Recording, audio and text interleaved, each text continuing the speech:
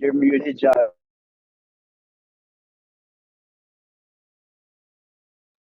Okay.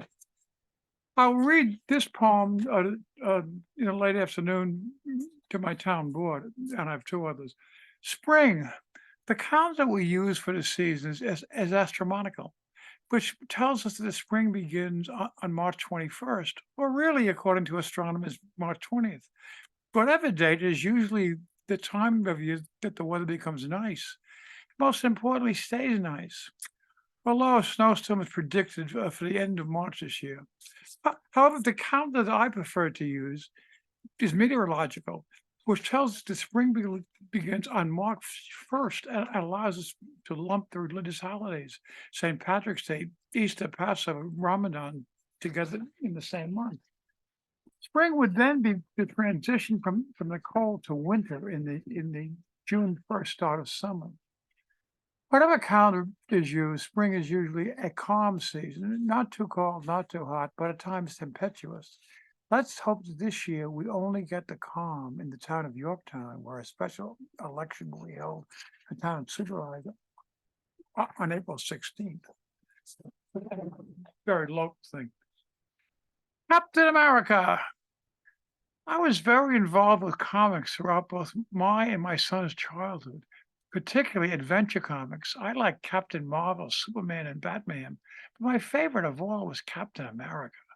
Steve Rogers was a patriotic young man wanting to get into World War II, but was very scrawny and unathletic and not up to the Army's physical requirements. So to get to the war, he agreed to be a guinea pig for a secret formula developed by an unconventional scientist. The formula worked, and he was turned into the robust hero we know of Captain America. Unfortunately, the secret formula was destroyed and the scientist killed by German spies, so we can only have one Captain America. Captain America became the symbol of what all Americans should be: courageous, dedicated to the United States, the paragon of virtue, and he helped defeat the Nazis in World War II. Unfortunately, through a freak accident at the end of World War II, when his plane was shot down, he was frozen in a block of ice and went into suspended animation.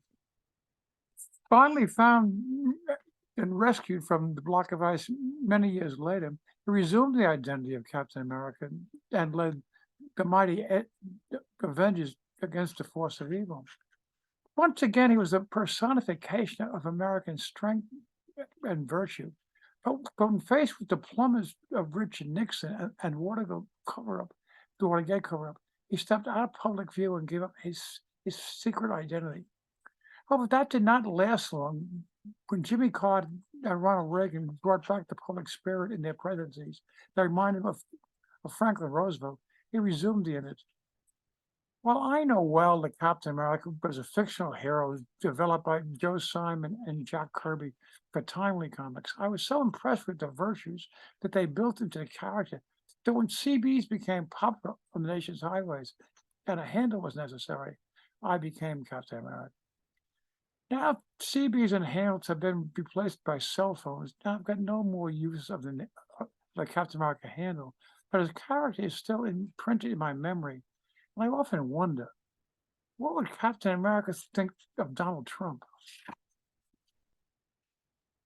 Then this morning, when we were talking about pets, I found out that my 14-year-old Silky Terrier has diabetes, and I will become the injector of insulin twice a day into her, which is just kind of scary thing to do.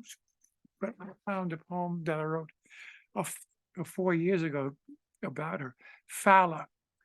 My dog Fala is a princess of our house, not the princess, but the queen, or rather the Lilith of the place, or the dragon lady. She can't be the Catwoman. She is a dog.